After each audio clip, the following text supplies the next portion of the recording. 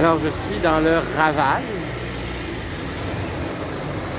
qui est le quartier où Picasso a habité quand il était étudiant en peinture. Et il habitait dans ces, je ne sais pas quel, là, un de ces appartements-là. C'est là que Picasso, dans son jeune temps, quand il avait 20 ans, a étudié. Et c'est ici aussi qu'il a peint les Demoiselles... Non, les Demoiselles d'Avignon, c'est à Paris. En fait, après, il est allé à Paris pour devenir célèbre, pour devenir le Picasso qu'on connaît aujourd'hui.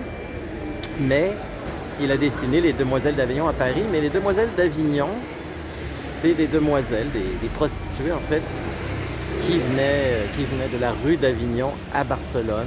Donc, il s'est inspiré de son époque de jeunesse. Et ce qui est intéressant aussi, si je traverse la rue,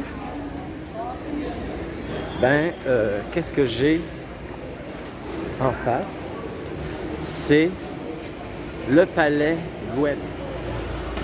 Alors, le Palais Güell, je vais visiter ça avec vous. C'est ceci. Et ça m'a été fortement conseillé par mon ami Pierre de visiter ça. Et je ne l'ai jamais encore visité. Parce qu'on l'oublie tout le temps, le Palais Güell. Pourtant, c'est une œuvre de Gaudi, encore une fois. Et c'est la maison de Güell que Gaudi a bâtie. C'est le même bienfaiteur qui a fait le Parc Güell, le projet domiciliaire du Parc Güell. Donc, on va visiter ça maintenant. Et c'est un projet d'Antonio Gaudi. Et j'ai bien hâte de découvrir ça parce que je sais que Pierre me l'a fortement conseillé. Mais qu'est-ce que vous voulez? On ne peut pas tout voir. Mais là, je vais aller le voir. Après 5 fois que je viens à Barcelone, il était temps que je vienne voir le Palais Güell. Palo, comme ils disent en espagnol. En catalan, je ne sais pas. Le Palais Güell. Donc, c'est parti pour le Palais Güell maintenant. Alors, je suis rentré dans le Palais Güell. Regardez ce plafond incroyable. Ces colonnes, ce fer forgé torsadé, typiquement catalan. Alors, le fer forgé que vous voyez quand il est torsadé de cette façon, c'est typiquement catalan. Alors, vraiment, pour ce palais, Gaudi a mis le paquet. Vraiment le paquet. Regardez la porte. Le travail de cette porte. C'est fou, hein? Ce plafond, tout est pensé, calculé. Le plancher c'est assez original. C'est des briques, mais en bois. Des briques. C'est très, très particulier. Et vous avez une réplique miniature du Palais Güell ici. Pour mieux comprendre, vous voyez, on reconnaît ici les toits de Gaudi très travaillés avec de toutes les couleurs, avec des formes les plus rocambolesques. Vous voyez? Alors je commence la visite avec vous et c'est déjà très impressionnant. Et là, ça c'est la maquette. Je découvre avec vous tout ce qu'il y a là. C'est vraiment très beau. Il y a une cave ici, mais on ne peut pas y aller malheureusement. Mais je peux toujours filmer l'entrée. J'imagine c'est là que Güell mettait son bon vin, ses réserves.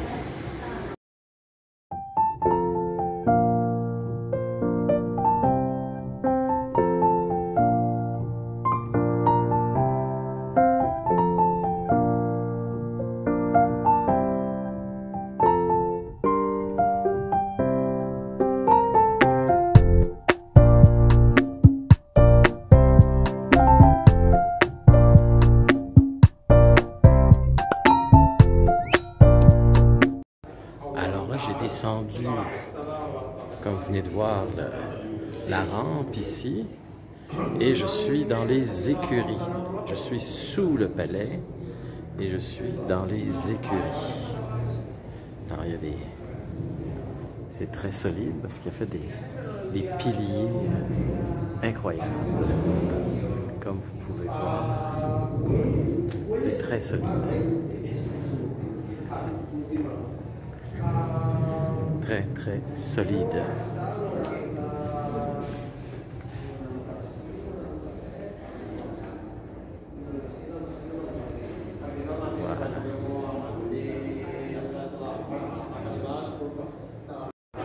Alors, je vous montrais une entrée qui était fermée. En fait, c'est une entrée qui nous amène aux écuries où je suis. Donc, j'ai passé par un autre chemin. Alors, c'est pas que on ne peut pas visiter la cave, mais c'est pas une cave, c'est les écuries, comme vous pouvez voir.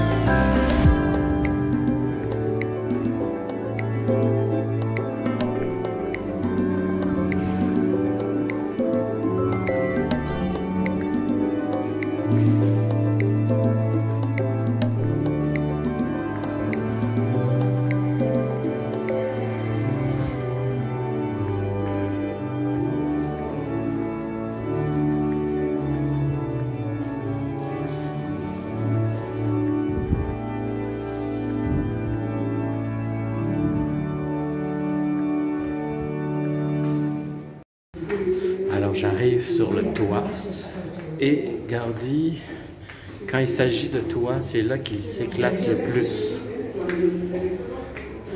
Vous verrez quand on visitera ensemble la Pedrera. Et vous voyez comment j'ai raison. Regardez le toit, comment il est décoré. Ça c'est du Gaudi tout craché.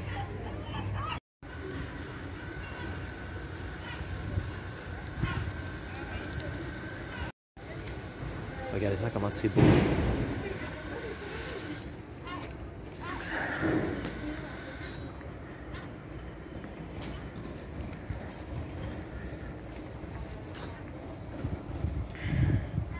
Quand on visitera la Pedrera, c'est aussi la même chose, c'est encore plus spectaculaire, vous allez voir.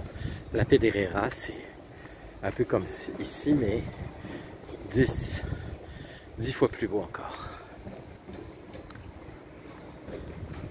Alors, Gaudi a pensé à tout. Ça, c'est des cheminées. C'est simplement des cheminées. Mais là, il s'amuse à créer des choses, des sculptures avec ces cheminées. Et vous avez aussi pour l'éclairage, il a pensé à tout, voyez. Il y a plusieurs endroits où la lumière peut rentrer, éclairer. Vous voyez vraiment, c'est un petit bijou. On voit bien ici la tour aussi, dans toute sa splendeur. Et quand vous verrez la Sagrada Familia sur le toit de la cathédrale, vous avez ce genre de motif typiquement dans le style Gaudi, vu que c'est son œuvre majeure.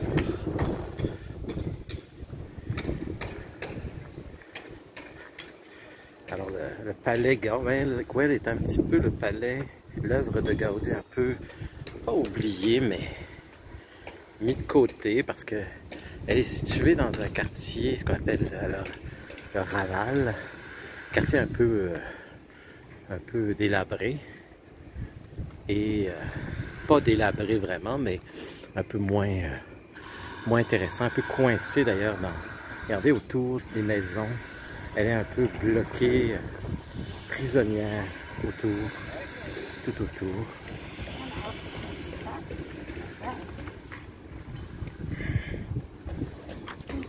Et c'est ça qui la désavantage.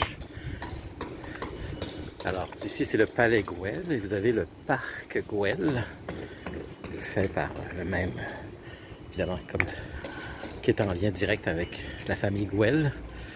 Et c'est beaucoup plus connu. On peut dire que les œuvres majeures que vous devez visiter à Barcelone, en priori, c'est le parc Güell, la cathédrale Sagrada Familia. La Sagrada Familia, qu'est-ce que vous avez d'autre? Évidemment, Casa Batlló. Ça, c'est les 3 œuvres les plus populaires. Et le palais Güell, ben, je vous conseille, c'est une vingtaine d'euros. Ça vaut le détour et je ne regrette pas. Vous voyez, ça fait la 5e fois que je viens à Barcelone et je n'étais jamais... Je le connaissais, le palais Güell, mais je n'avais jamais visité. J'avais jamais pris le temps de visiter. Comme on dit, on ne peut pas tout voir dans la vie. Mais là, mon ami Pierre m'a bien conseillé de dire il faut que tu ailles là et je ne regrette pas du tout. Merci Pierre, merci beaucoup de m'avoir encouragé à venir voir le palais Güell qui est incroyable. Regardez ça. Regardez-moi ça. Comment c'est beau. Alors moi, à mon tour, suite au conseil de Pierre, au judicieux conseil de Pierre, ben, à mon tour, je vous conseille de venir aussi c'est abordable. Comme je dis, c'est pas trop cher. En fait, non, c'est même pas 20 euros, c'est 12 euros. C'est ça, il me semble que c'est ça, 12 euros. En tout cas, c'est vraiment pas cher pour voir un chef-d'œuvre de Gaudi comme celui-ci.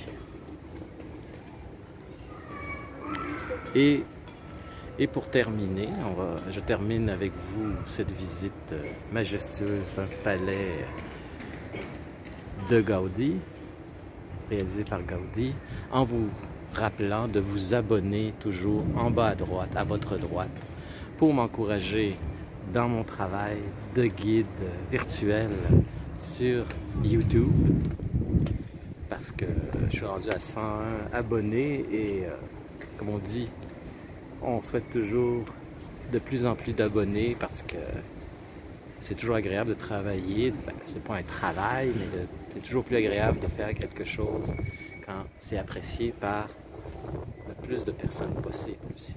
C'est ça le travail artistique. Et de diffuser l'art comme celle-ci, parce que je vais le mettre sur ma page art visuel. Alors ceux qui sont abonnés, elle est très populaire aussi, cette page art visuel. Bien évidemment, je vais la mettre là-dessus pour encourager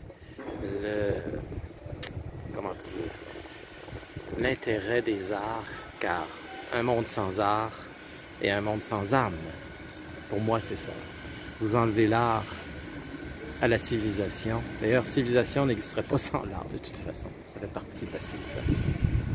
Alors, je vous remercie de cette belle visite, m'avoir accompagné dans cette très belle visite. Merci à Pierre, toujours de m'avoir, qui me donne toujours des bons conseils. Et on se retrouve, le prochain, c'est la Sagrada Familia. Alors, le chef-d'œuvre, ce ne sera pas la dernière œuvre de Gaudi, je vous le promets, mais ce sera son œuvre majeure, la Sagrada Familia.